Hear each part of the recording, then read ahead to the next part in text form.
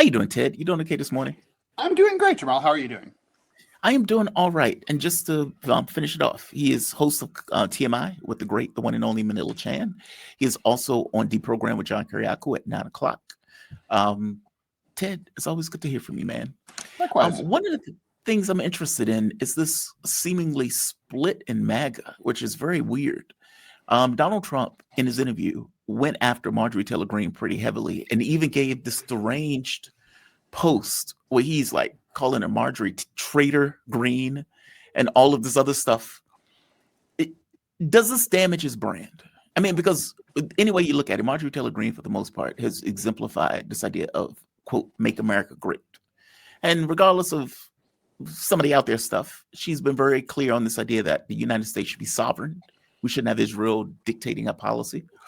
We should be doing something about healthcare as opposed to people paying 3-4 times as much for their healthcare costs. Like, meaning she has gone after her party in ways that, yeah, might have been an annoyance. But a lot of the stuff also went after Trump, especially with the Epstein stuff. In fact, if I'm not mistaken, I have the clip of him going after her. And it just seems so outlandish and so deranged. Give me your take on it before I pull up the clip, though. Yeah, I got to push back on that. Please. Personally, I'm highly sympathetic to late period MTG. I think she's saying a lot of things that a lot of people agree with, me included. That said, Donald Trump's brand is that he insists on personal loyalty above everything and all else. He also claims to have invented the whole idea of MAGA. We can those of us who are familiar with history know that's not true. But in the modern era, he has branded it for himself. He literally trademarked the hat and the motto and the logo.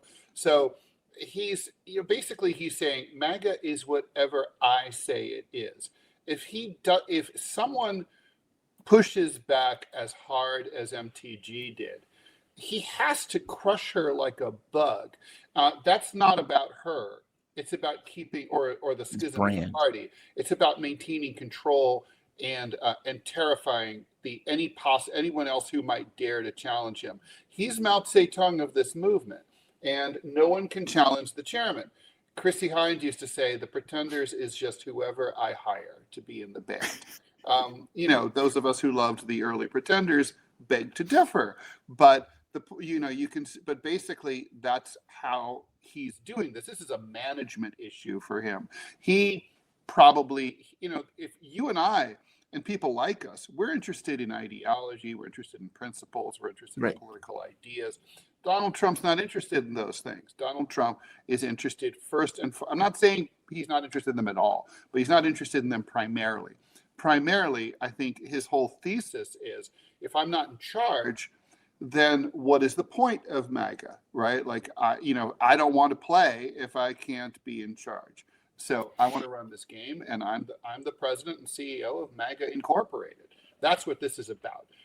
She got out of line. She talked out of turn. Everything she said is right from a MAGA perspective, and everything he said in telling her that she's a traitor, but not to MAGA. She's a traitor to him.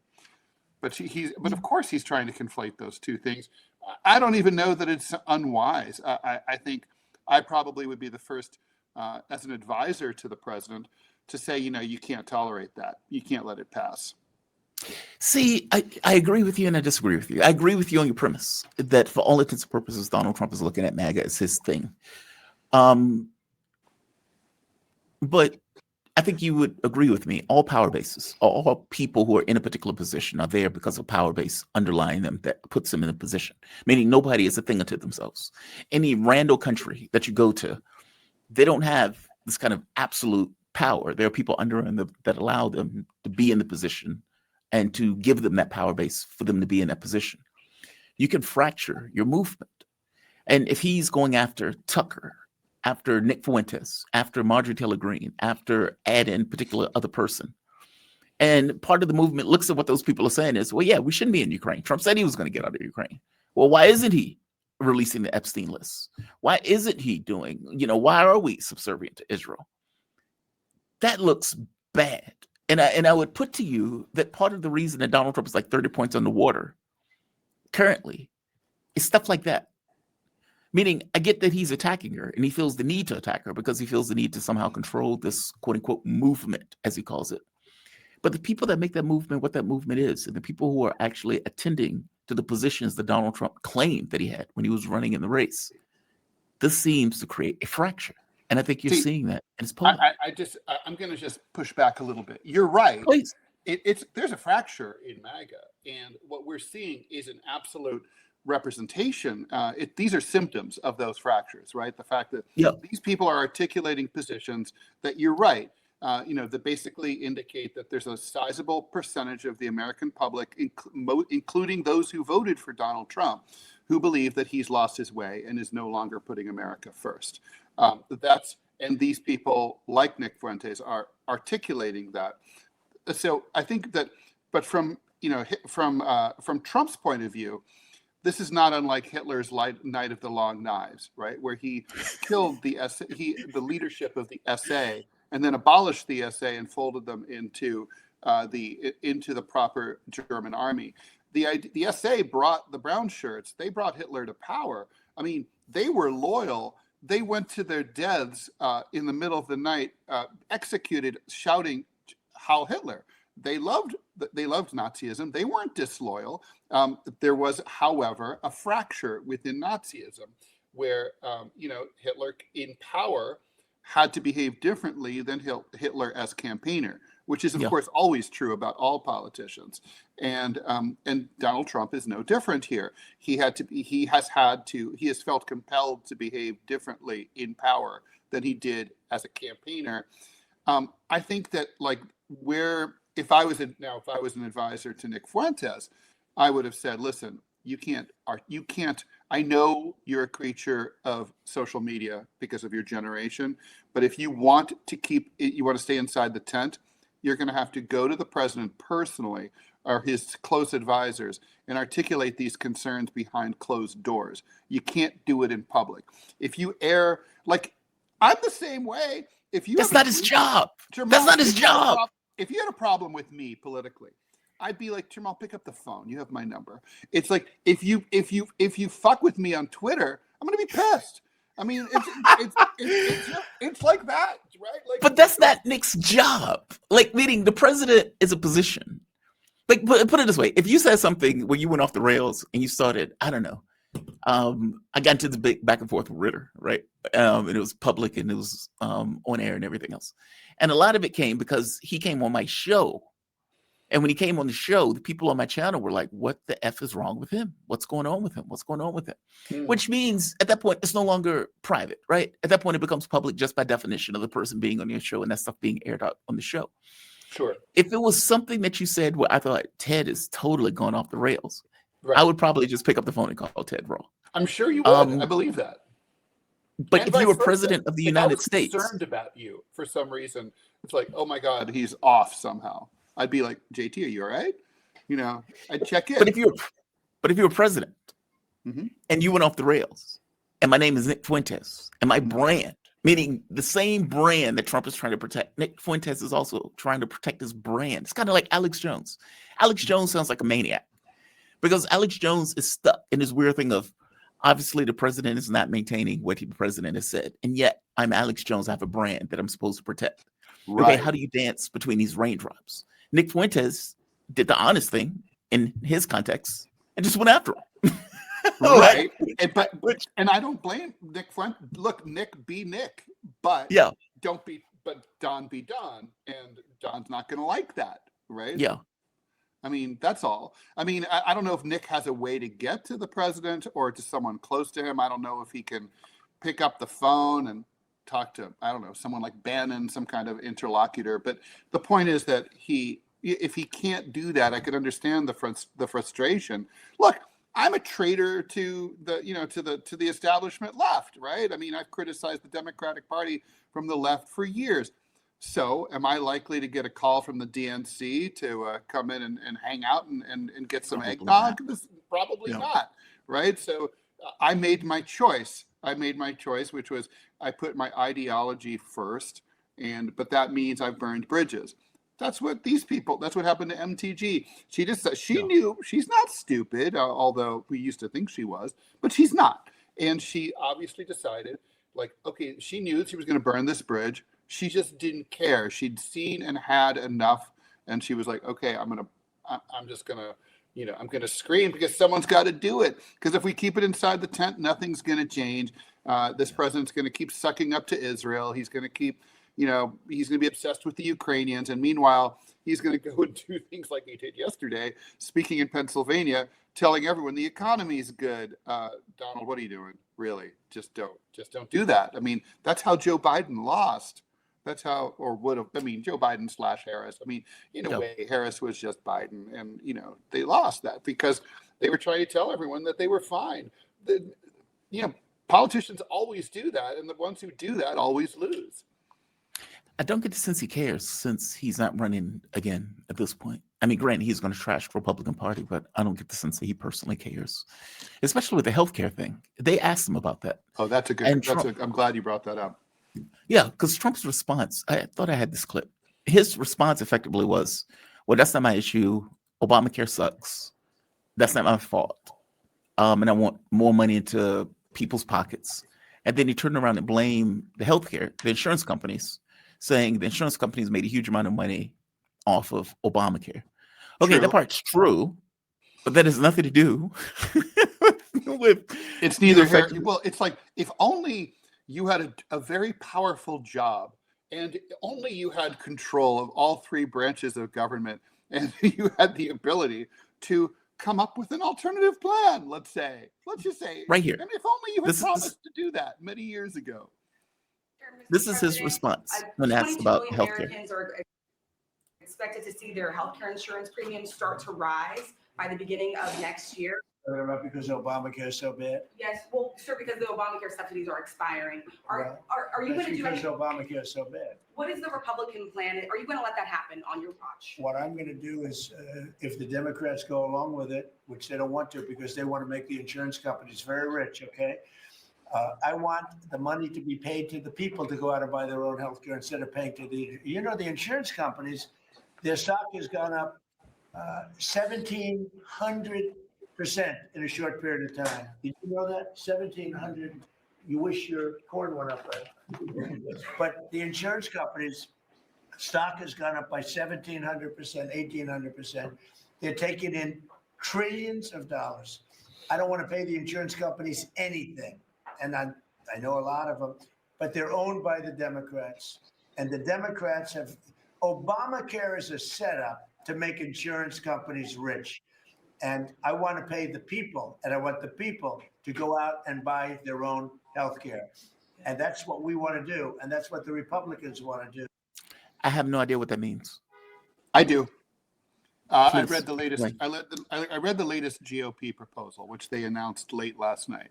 And basically they've come up with, so you remember those healthcare accounts that you could open up privately. HSAs, and basically it's like a 401k. So in that you deposit like $1,000 and then it's not taxed from your income. If you deposit, like you earn let's say you take $1,000 out of the money that you earned this year, you put in that amount is not subject to taxation. I'm not clear on whether it's subject to taxation when you withdraw it or not. But the point is, it's tax-free, at least initially. And so basically it's a healthcare, they just revived healthcare savings accounts. That's all they did. And the amount is ridiculous. You can save up to the government will match you and give you up to $1,000 if you're a young adult, and $1,500 if you're over 57. Now, okay, my mother fell and broke her hip. She was in the hospital for 2 days. They fixed her hip, not including the repair to her hip. She paid $102,000. So I don't think $1,500 can be going too far. So I mean, all told, it with the hip thing was $1.2 million. For a broken hip, which, by the way, no one knows any old people. If you know any old people, you know someone who's broken their hip, right? So the point is that it happens every single day. So the Republicans don't have an idea. Everything that I always say Trump is great at diagnosing issues and problems. He really is. He's like the doctor who absolutely is like, you have this. He's right. Like he's wrong about the Democrats own the insurance companies. No, it's the insurance companies own the Democrats. But all the rest of everything he said is true. I would like to pay the insurance companies nothing. I'm on Team Luigi here. But the fact is that the solution to that is not this stupid healthcare savings account. I mean, first of all, it presupposes you have an extra whatever, $1,000, $1,500, $2,000, $10,000 a year lying around, which most Americans, we all know, don't. So the vast majority of people really don't have savings. So that what, you're gonna ask them to save more? It's ridiculous. It's like if people were awash in money, you might be able to do it. But honestly, even if you had people who were able to save $50,000 a year, really, how's that going to get them to that $1.2 million to pay for their hip? It's not. So the truth is, there are other solutions. Personally, I'm a socialist, so you know what I want. But I mean, there are free market solutions. I actually think you could abolish insurance companies and be better off, and just then the doctors would be competing against each other, and there would be new models of people who are just like, yeah, come and see me, $50, whatever. It wouldn't help everybody, but it would be better than what we have now. But the thing is that the truth is the Republicans aren't serious about healthcare. The Democrats also aren't serious about healthcare. Obamacare is not a serious plan. It literally, in 2 out of 3 counties in the United States, there's 0 or 1 healthcare plan in the so-called marketplace. Wow. So there's, of course, no insurance. Literally, by definition, there's no competition. And competition was the whole idea when the Heritage Foundation came up with this plan that became Romney Care, that became Obamacare. So it's just ridiculous. And but I mean, I don't know really kind of like who owns the Republicans when it comes to healthcare. But I suspect the healthcare insurers are also donating to them in almost equal amounts, if not exactly equal amounts. Yeah, this is not serious. It's not. I mean, like if you had to go to the ER for anything, you're paying more than $1,000. Like I don't know who goes to the ER. The ambulance ride alone. Yeah, I don't know who's paying $1,000 for an ER visit. Before they give you a Band-Aid or an aspirin, you're out $1,000. It's a And joke. if they need an ultrasound, a CAT scan, X-ray, an X-ray, Mhm. all of that stuff immediately just some takes blood you. tests. Blood tests takes you to the moon. Mhm. Maybe if you go I alcohol poisoning. had a pea-sized lipoma, which is a little lump of fat, non-cancerous fat, right? Like people get them. You're just a little lump. Yeah. And it's like I had it removed from my chest. $12,000. Okay. That's outrageous. And that's after insurance. I had to pay $12,000. Yeah, that's outrageous. I could have cut the thing out with an X-Acto blade myself and some brandy. I mean, it was And by the way, ridiculous. even with Medicare pays 80%. Okay, 80% of, let's say, surgery. $1.2 million. Exactly. Meaning you still would have been out Still fucked. $120,000. Yeah. Who can afford that? Nobody. Like the idea No that they're one. saying we're going to get rid of. Jamal, did you see that poll that came out 2 weeks ago where it said that even people who earn over $200,000 a year are distressed financially? They're literally those people. Most people over $200,000 a year have availed themselves of those things, like on Amazon, like for a purchase under $100, I'll pay it in increments. I'm sorry, if you make over $200,000, I don't understand that. I've never made $200,000 a year. Maybe for like 1 year I did.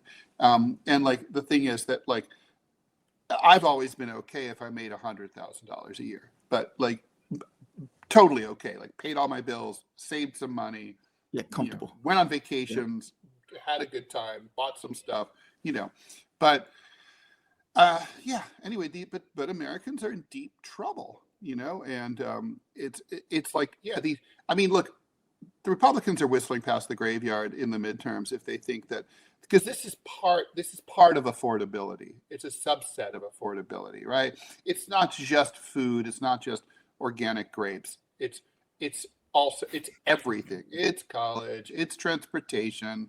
It's hotels have gotten insane.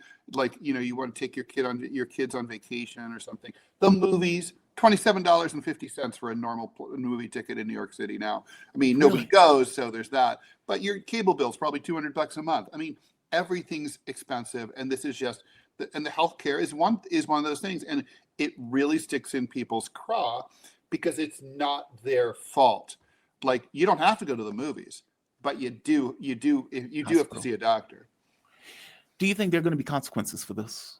I mean, in the midterms, the Republicans are already seemingly at bad and I ends. think we already saw one yesterday with the special election for the mayor of Miami. I saw that. That was the first time somebody won, or a Democrat won in that region. Yeah, and the Republicans are spinning and saying, well, Miami-Dade is a Democratic Party. Well, I mean, yeah, it used to be. In 2000 it sort of was, but it isn't now. And Ron DeSantis is the king of Florida, and he endorsed the Republican here. The Republicans had a good candidate. He wasn't a wanker by any means.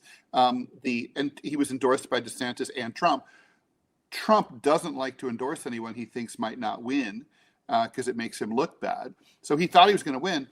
The lady, first woman to ever be mayor of Miami, she won by 60-40. I mean, that's a landslide. That's a washout. Yeah. So the message here is that first and foremost, Democrats are now dominating urban America with the Mamdani thing.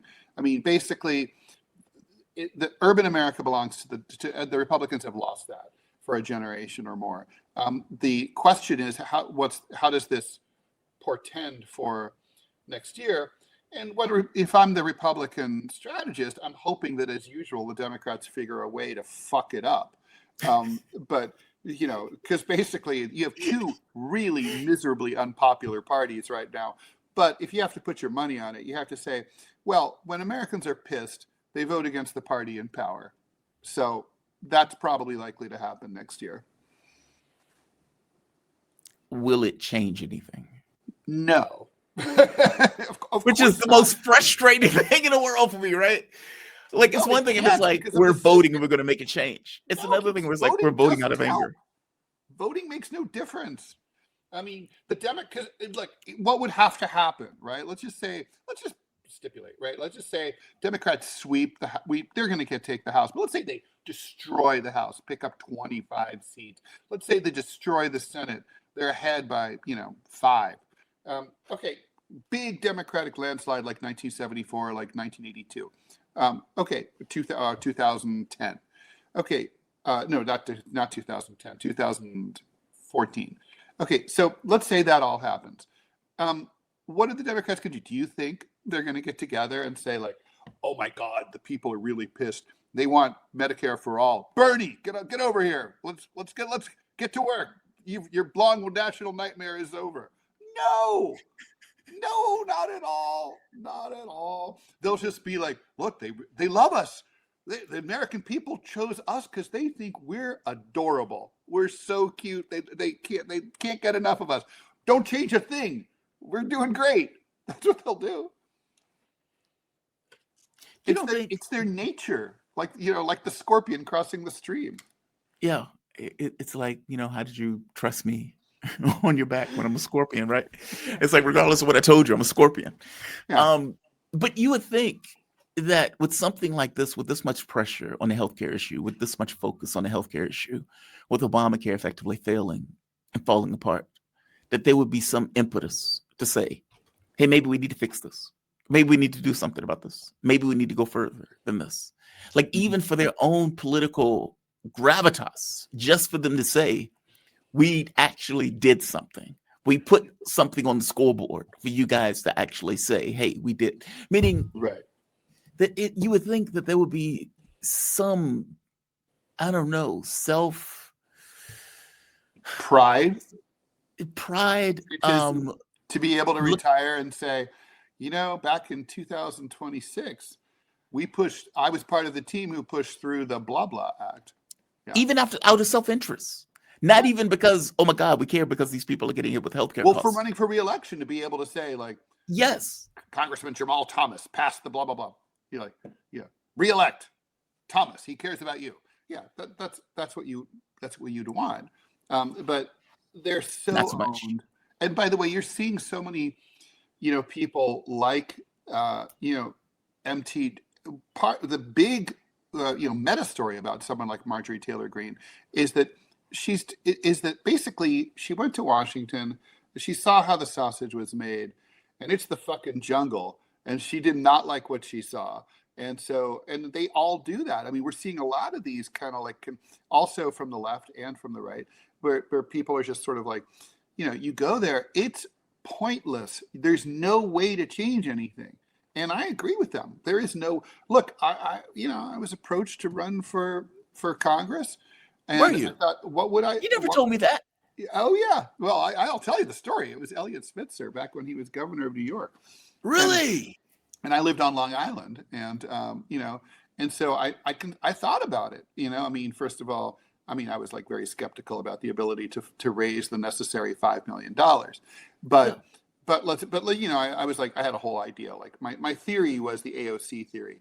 Like if you do really grassroots, you go literally, your goal is to hit every single constituent, knock on every single door in the entire district, right? Like that's your plan. Like you do that.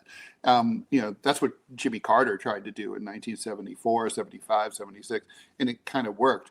But the point is that I chose not to pursue it because I thought, well, in reality, what do you do, right? You're one out of 435 douchebags, and and what do? You sit around at a bunch of boring fucking meetings, and do you ever get to do anything? No. And like, how I know this? Because there's only been one major piece of legislation that has done anything for the American people, done by the Democratic Party since the 60s. And it's a shitty piece of legislation, the one that we're talking about now, Obamacare. That's it. So I mean, I don't care literally about anything else Congress has done in all that time. More has come out of the regulatory agencies than come out of Congress. So, so the EPA has done more for the American people than Congress has. So I mean, I could see wanting to be part of that more.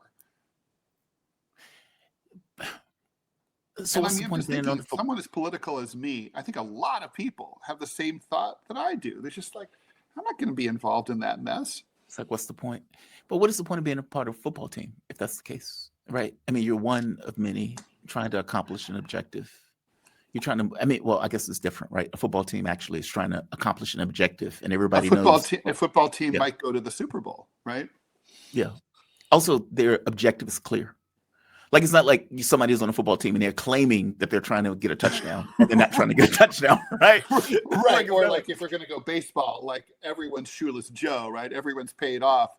That's not the. Yeah, it's different. Bad analogy. God, man, that sucks, Ted. It would have been nice having Congressman Ted Rall from the great state of New York. I would have been a big fucking disappointment. I mean, I would have had to either. Think about your choice, right? I mean, it's like a Sartrean choice. Congressman Ted Rall either has to call a press conference and blow it all up and say, everything's corrupt. Pelosi told me to do this and that, and I won't do it.